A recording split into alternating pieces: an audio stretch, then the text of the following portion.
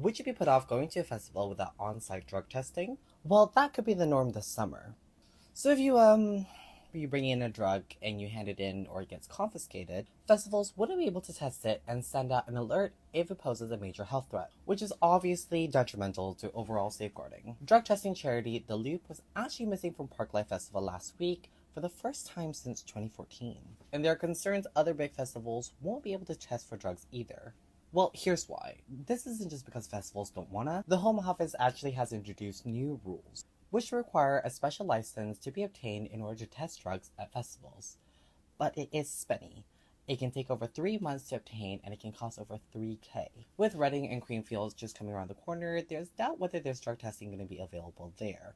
And organizers are not happy. Parklife founder Sasha Lord said it set a dangerous precedent. Though the Home Office says that they will continue keeping an open dialogue with organizations seeking licenses. So is drug testing at festivals something they should provide? Let us know your thoughts in the comments.